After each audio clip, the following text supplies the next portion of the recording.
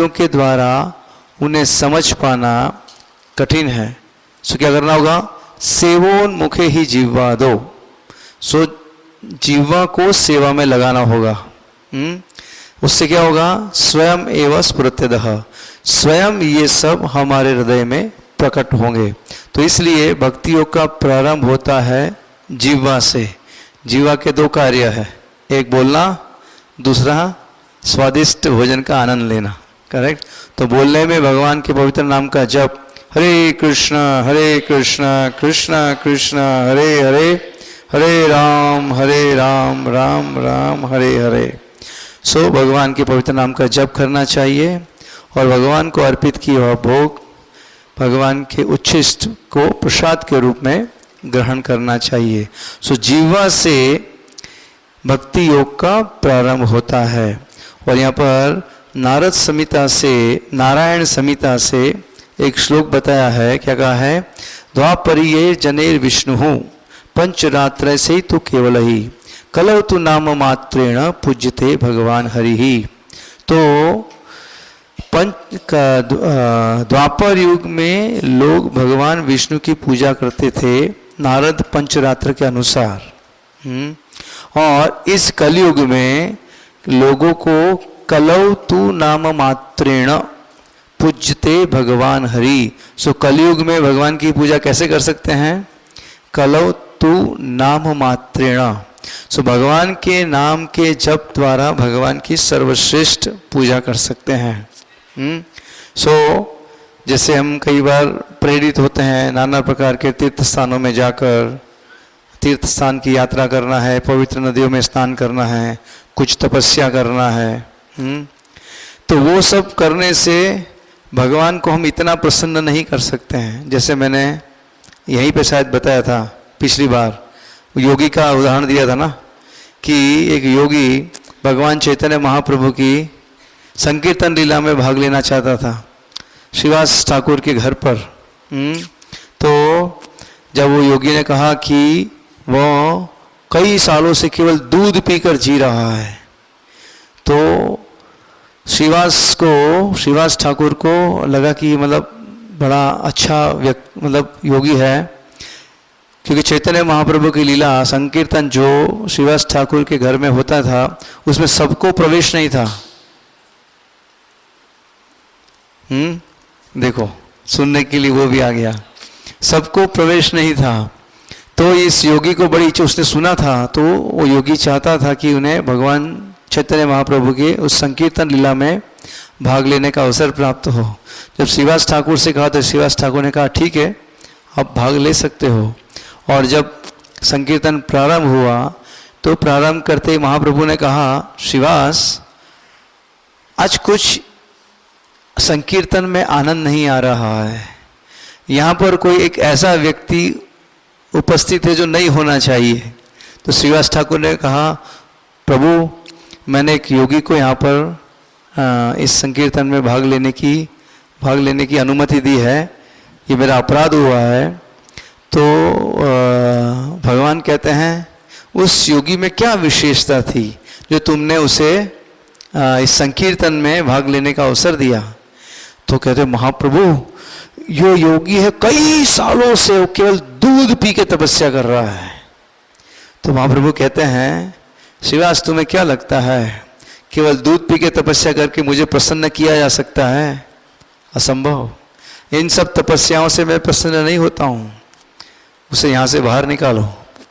और वो योगी को वहाँ से बाहर निकालते हैं। योगी सुन रहा है, उसको बड़ा दुख हो रहा है, पर भगवान ने कहा है तो उसे संकीर्तन से बाहर किया जाता है। वो बाहर जाकर बहुत उसका हृदय बहुत द्रवित हो चुका है, बहुत दुखी है, और वो उसकी आंखों से अश्रुधारा बह रही है। बड़ा उसे मतलब ये क्या कहते हैं मन में ग्लानि हो रही है, बहुत कष्ट हो रहा है। और वो भगवान से प्रार्थना करता है कि हे प्रभु मेरी कोई योग्यता नहीं है, और जो मेरा अहम था तपस्या का अहम वो चूर हो चुका है। आज मुझे ये ज्ञात हुआ कि ये सब तपस्या से आपको प्रसन्न नहीं किया जा सकता है। सो मेरी कोई योग्यता नहीं है, पर मैं आपके श्री चरणों में प्रार्थना करता हूँ कि मुझ पर कृपा कीजिए और मुझे आपके संकीर्तन में भाग लेने का अवसर प्रदान कीजिए। तो वो बाहर प्रार्थना कर रहे हैं, अब भगवान तो सब हृदय में विद्यमान हैं। तो महाप्रभु श्रीवास से कहते हैं, श्रीवास अब बाहर जाके उस योगी को अंदर बुला लो। क्यों? अब वो संकीर्तन में भाग लेने योग्य हो गया है। तो इस प्रकार भगवान यहाँ पर बताना चाहते हैं इस लीला से कि केवल तपस्याओं से या इस प्रकार के सूखे ज्ञान से भगवान को प्रसन्न नहीं किया जा सकता। क्या कहा है? कलौ तु नाम मात्रेण पूज्यते भगवान हरि। भगवान श्री हरि की पूजा भगवान के पवित्र नाम के जप से होती है। ऐसा ही श्लोक है भागवत में जहाँ पर कहा है, कृते यध्यायतो विष्णु त्रेतायाम यते मखे द्वापरे परिचर्यायाम कलौ तत् हरि कीर्तनात्। कलयुग में केवल, सतयुग में भगवान की प्राप्ति ध्यान द्वारा, त्रेता में यज्ञ द्वारा और द्वापर में पूजन अर्चन के द्वारा होती थी। वही भगवान श्री हरि की प्राप्ति कलयुग में कलौ तत् हरि कीर्तनात्, केवल भगवान के पवित्र नाम के जप से होती है। तो हम सब मिलकर कुछ मंत्र का जाप करेंगे। जय श्री कृष्ण चैतन्य प्रभु नित्यानंद श्री अद्वैत गदाधर श्रीवासादि गौरभक्त वृंद। जय श्री कृष्ण चैतन्य प्रभु नित्यानंद श्री अद्वैत गदाधर श्रीवासादि गौरभक्त वृंद। जय श्री कृष्ण चैतन्य प्रभु नित्यानंद श्री अद्वैत गदाधर श्रीवासादि गौरभक्त वृंद। हरे कृष्णा कृष्णा कृष्णा हरे हरे, हरे राम राम राम हरे हरे। हरे कृष्णा कृष्णा कृष्णा हरे हरे, हरे राम राम राम हरे हरे। हरे कृष्णा कृष्णा कृष्णा हरे हरे, हरे राम राम राम हरे हरे। हरे कृष्णा कृष्णा कृष्णा हरे हरे, हरे राम राम राम हरे हरे। हरे कृष्णा कृष्णा हरे हरे। हाथ की जय, श्री गुरुदेव की जय। हृदय गौर सीतनाथ विमनंदे। हरि हरि बोल। ओम नमो भगवते वासुदेवाय।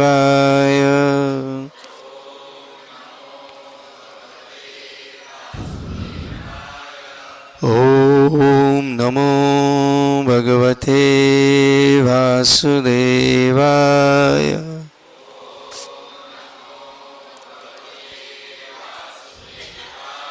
ओम नमो भगवते वासुदेवाय।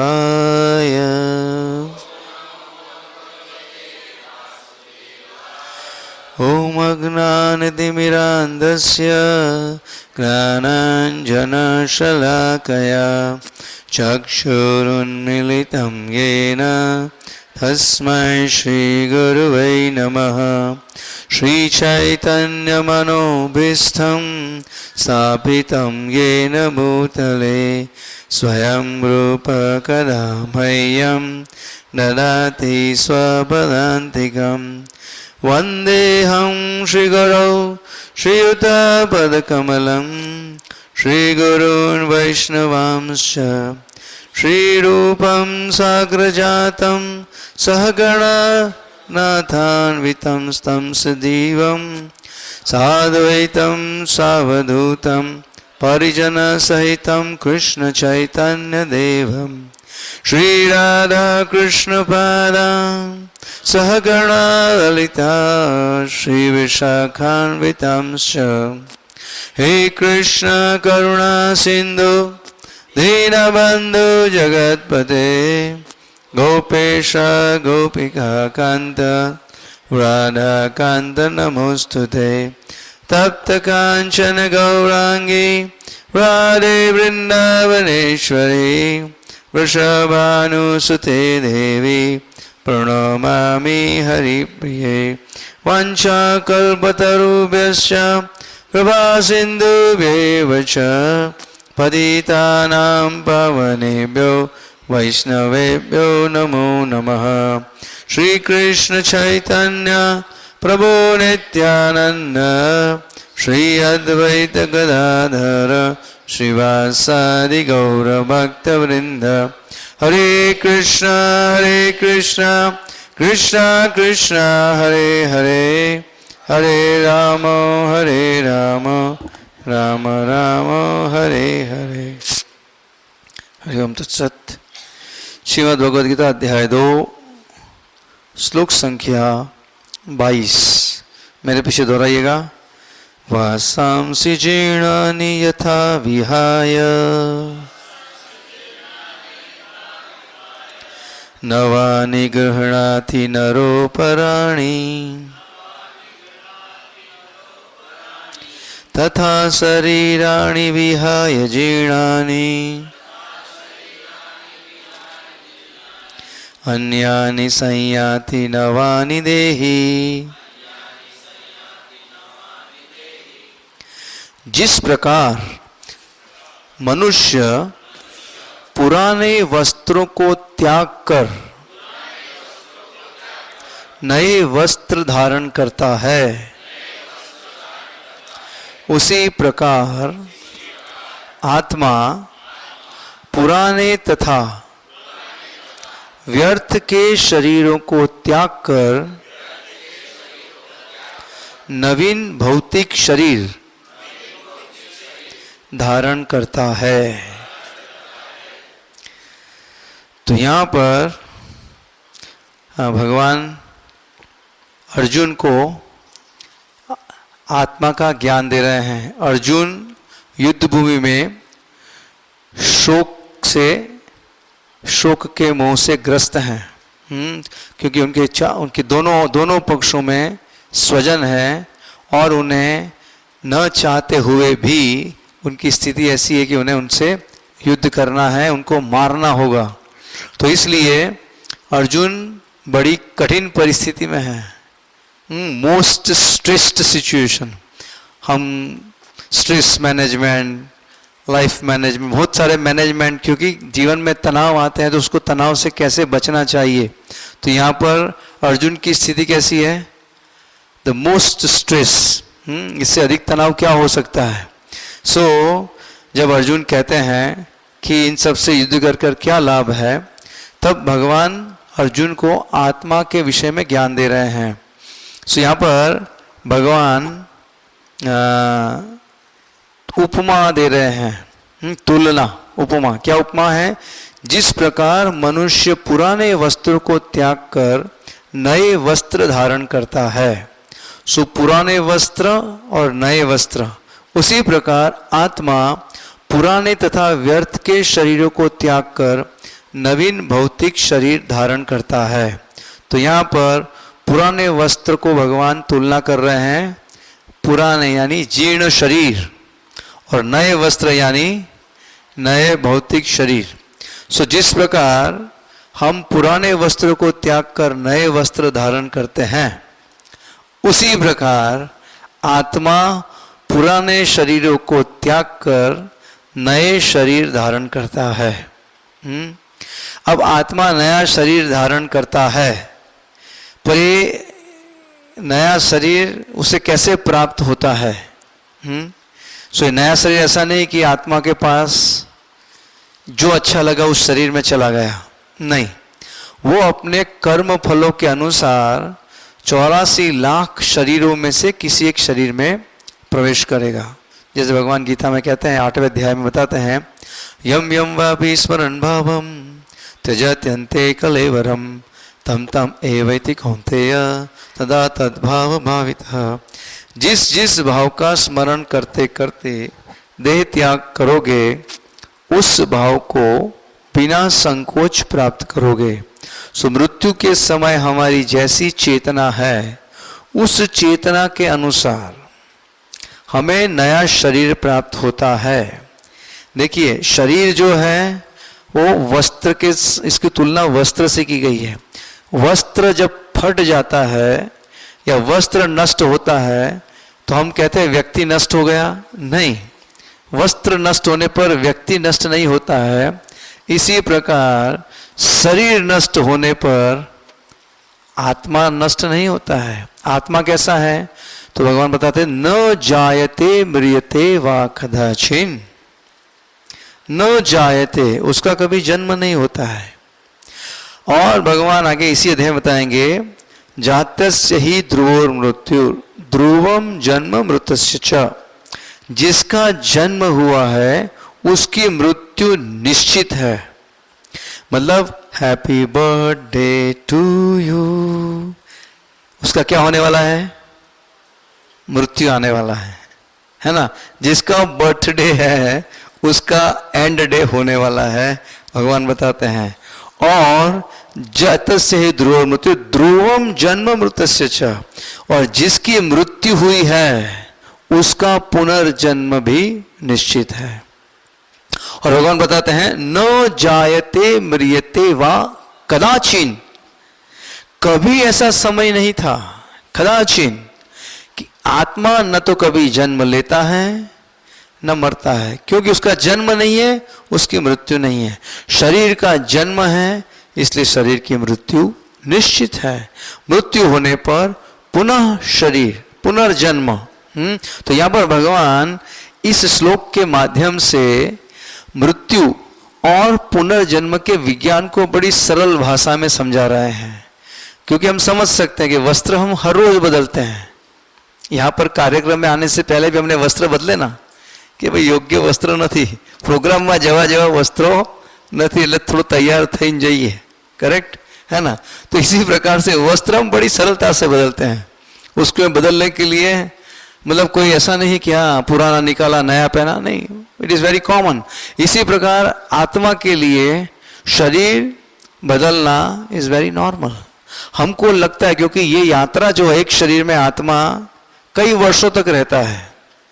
और वो कैसे रहता है?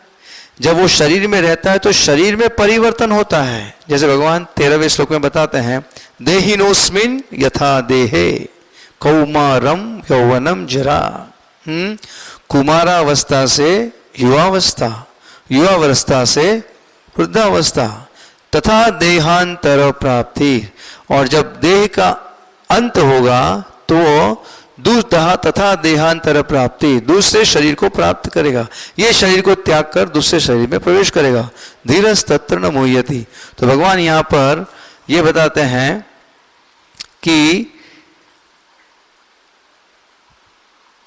मनुष्य पुराने वस्त्रों को त्याग कर नए वस्त्र धारण करता है। इसी प्रकार आत्मा पुराने शरीरों को त्याग कर नए शरीर को धारण करता है। ये इसकी तुलना ऐसी भी दे सकते हैं, अगर हम किराए के मकान में रहते हैं तो कॉन्ट्रैक्ट खत्म होने पर क्या होता है? घर खाली करते हैं।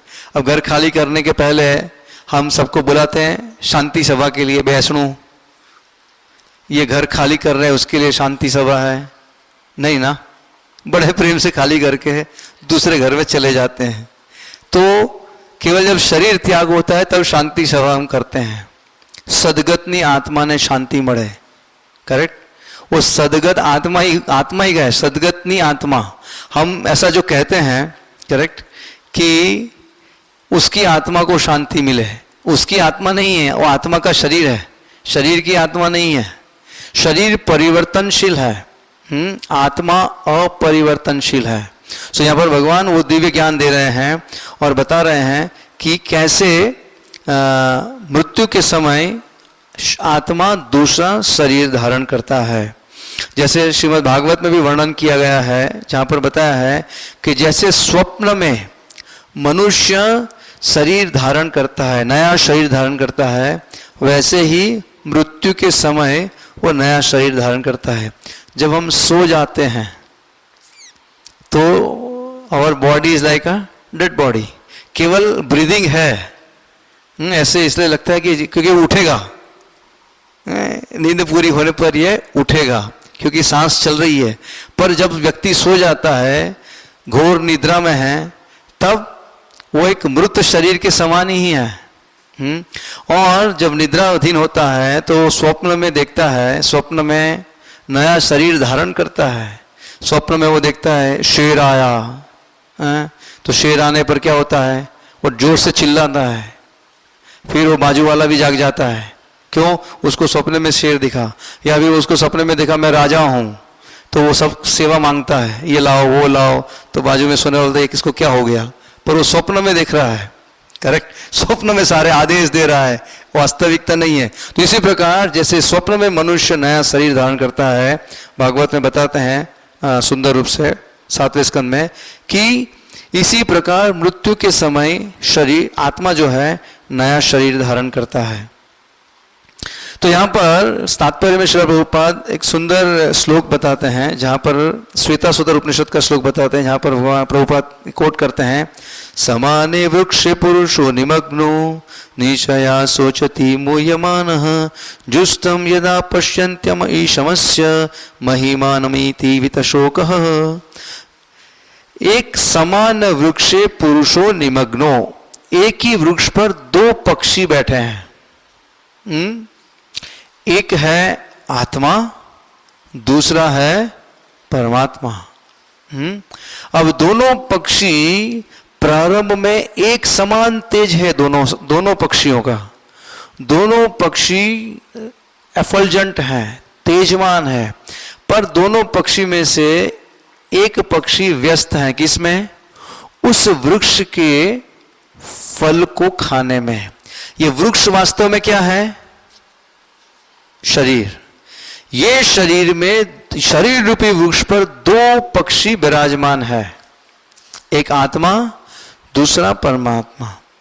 और ये जो आत्मा है वो व्यस्त है किसमें? ईश्वरोहम अहम भोगी, अहम भोगी। शरीर के द्वारा इस शरीर रूपी वृक्ष के फलों को भोगने में।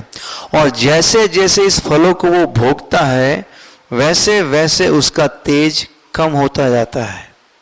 क्यों? क्योंकि वो अपनी आध्यात्मिक अवस्था को खोकर वो भौतिक चेतना में और ग्रस्त होता जाता है। दूसरा पक्षी वो क्या कर रहा है? दूसरा पक्षी जो है वो केवल पहले पक्षी को देख रहा है, उसको मार्गदर्शन दे रहा है।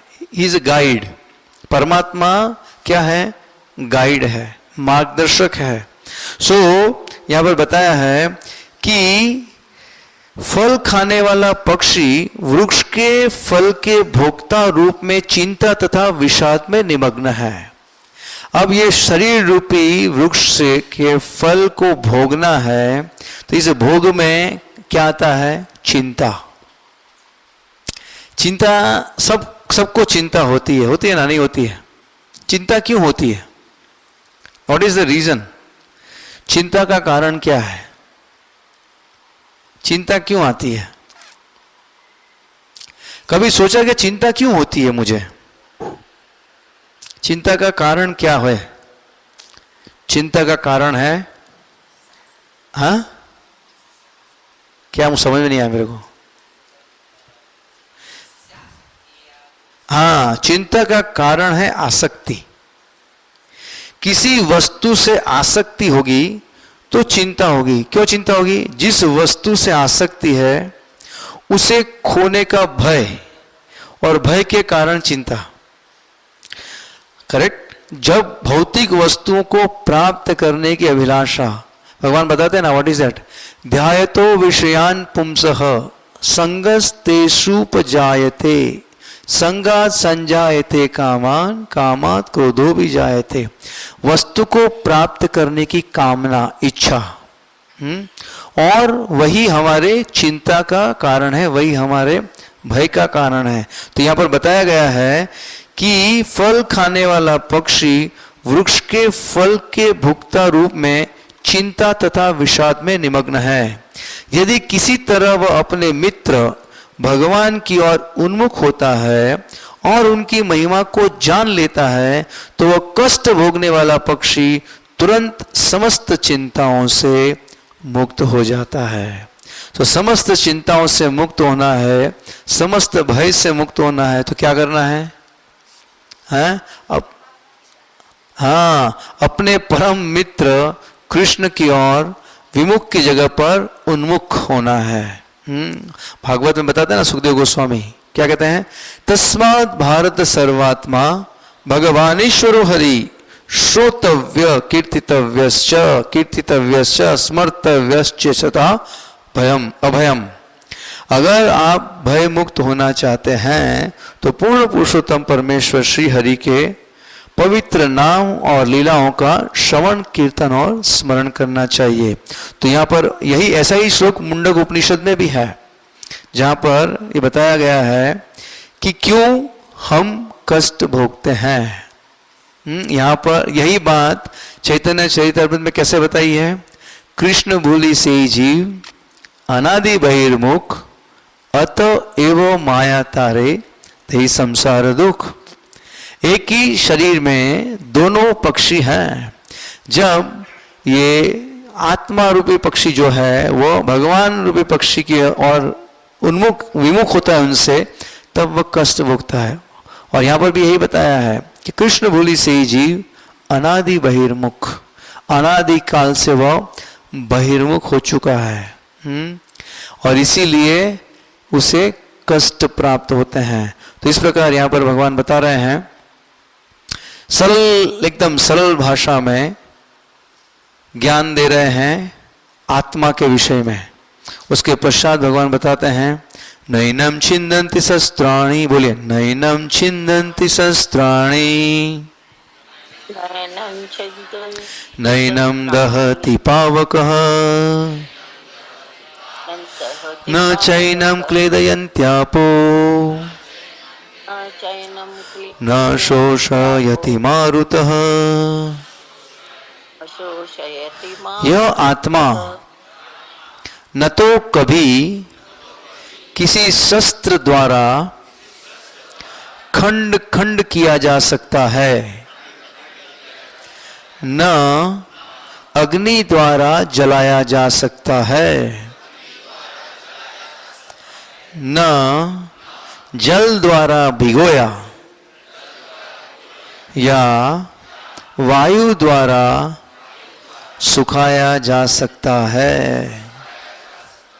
अब देखिए भगवान यहाँ पर आत्मा के गुणों का वर्णन कर रहे हैं। न उसका जन्म होता है, न मृत्यु होती है। उसके साथ साथ में क्या कहते हैं? नैनम छिन्दन्ति शस्त्राणि, उसे किसी शस्त्र से खंड खंड नहीं किया जा सकता। शरीर को शस्त्र से खंड खंड किया जा सकता है, शरीर के टुकड़े संभव है, आत्मा के टुकड़े नहीं कर सकते। मतलब ऐसा कोई शस्त्र नहीं है जो आत्मा को खंडित कर सकता है। दूसरा क्या कहा है? नैनम दहति पावकः, ना अग्नि द्वारा जलाया जा सकता है। What a wonderful quality! आत्मा का एक कितना विशेष गुण है। अग्नि उसे जला नहीं सकता है, शस्त्र उसे काट नहीं सकता है, जल उसे भिगो नहीं सकता है और वायु उसे सुखा नहीं सकता है। ये आत्मा के अद्भुत गुण हैं। मतलब इससे हम समझ सकते हैं कि जो आत्मा है वह कैसा है? अविनाशी है। किसी भी स्थिति में, किसी भी अवस्था में आत्मा का विनाश संभव नहीं है।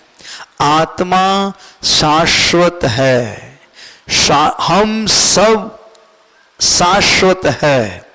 ये यहाँ पर भगवान अर्जुन से ही बताना चाहते हैं। जैसे हमने 12वें श्लोक में देखा था, नत्व एवा हम जातु नासम नत्वम नेमे जनाधिपा न चैव न भविष्याम। What is that? सर्वे वयम अतः परम न चैव न भविष्याम।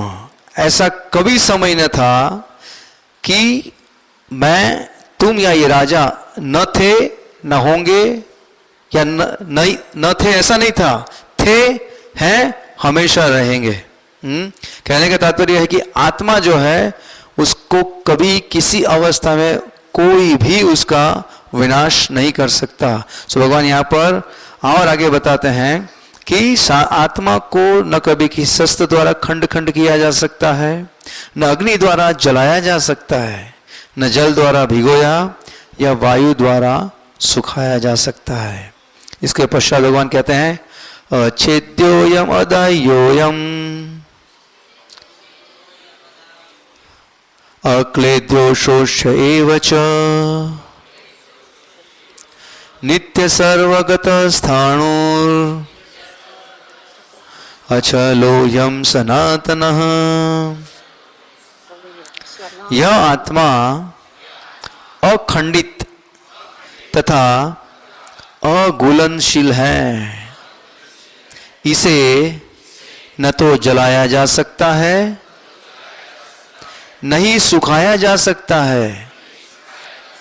यह शाश्वत, सर्वव्यापी, अविकारी, स्थिर तथा सदैव एक सा रहने वाला है। अब जब ये आत्मा के गुणों को समझते हैं तो हमको समझ में आता है कि शरीर के गुण इससे बिल्कुल विपरीत हैं। जैसे यहाँ पर कहा है आत्मा अखंडित है, शरीर को खंड खंड किया जा सकता है। आत्मा को जलाया नहीं जा सकता, शरीर को जलाया जा सकता है।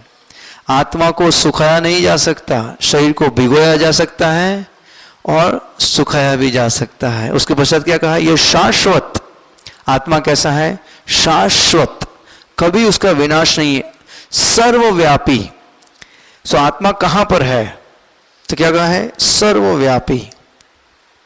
अब हम जब कहते हैं कि शास्त्र बताता है कि सूर्यलोक में भी जीवन है, क्या है? जीवन है, तो विज्ञान कहता है असंभव। क्यों? क्योंकि वहां पर टेम्परेचर इतना है कोई सर्वाइव ही नहीं कर सकता।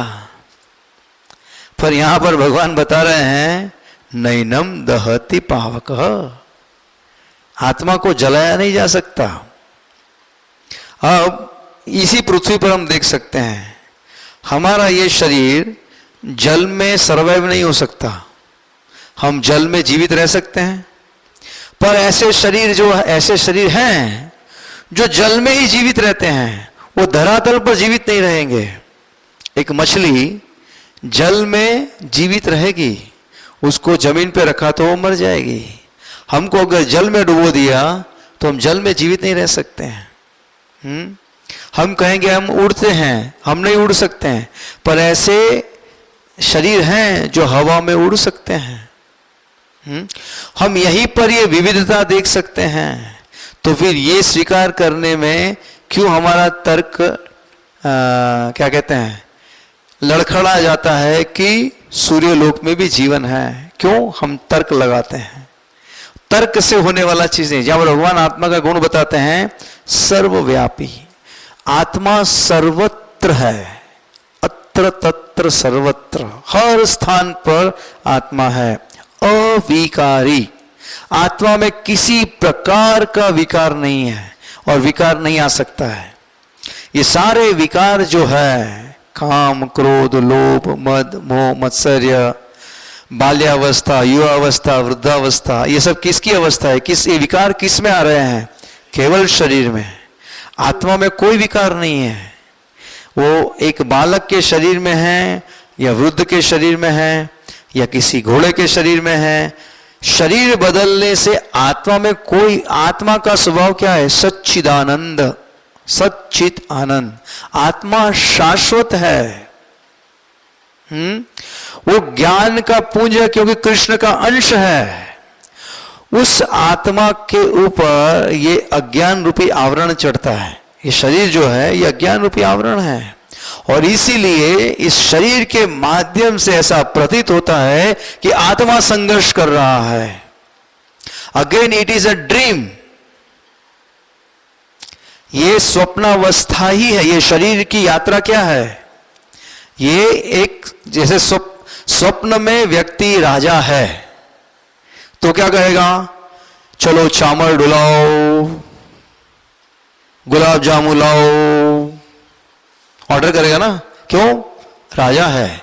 पर वास्तव में जब आंख खुले के समझ में आएगा चारपाई पे पड़ा हुआ है झाड़ के नीचे, अभी समय हो गया है क्या करने के लिए? जाने के लिए, भिक्षा मांगने के लिए।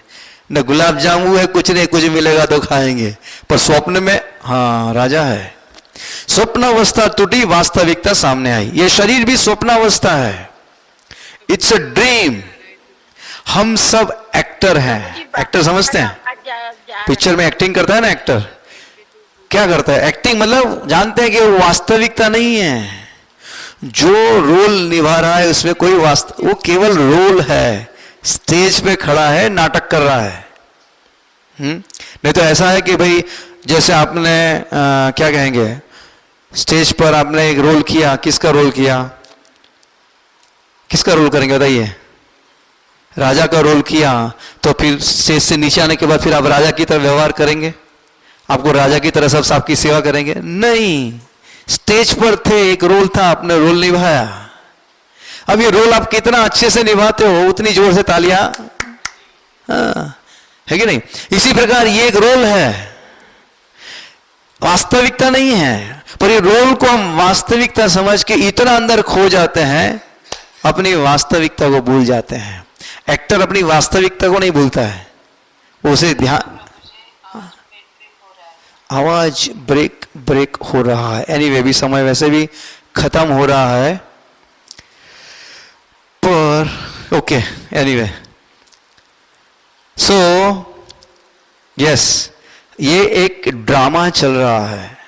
इट्स नथिंग बट द स्वप्नावस्था, एक नाटक है। इस नाटक में अपना रोल निभाना हमारा कर्तव्य है, पर जो हमारा मुख्य रोल है, मुख्य रोल यानी हमारी जो वास्तविक पहचान है, उसे हमें नहीं भूलना चाहिए। उस पहचान के अनुसार हमें हमारा व्यवहार होना चाहिए। वो पहचान क्या है?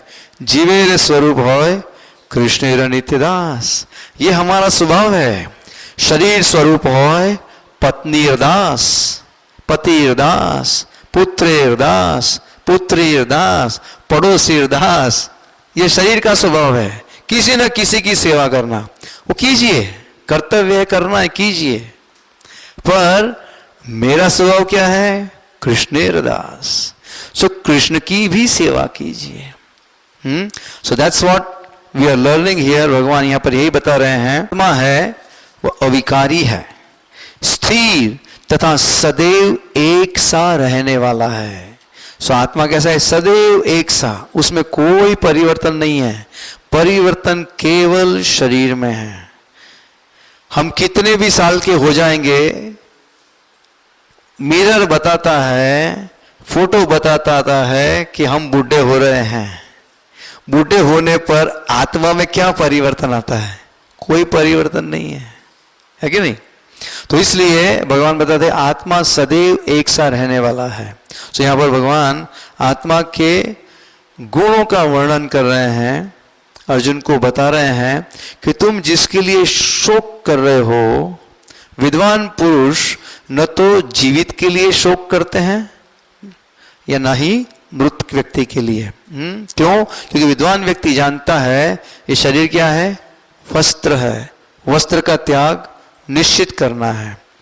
ठीक है, इसके साथ हम इस क्लास को यहाँ पर विराम देते हैं। श्रीमद् भगवद गीता ग्रंथराज की जय, श्री प्रभुपाद की जय, श्री गुरुदेव की जय, निताय गौर सीतनाथ प्रेमानंदे, हरि हरि बोल।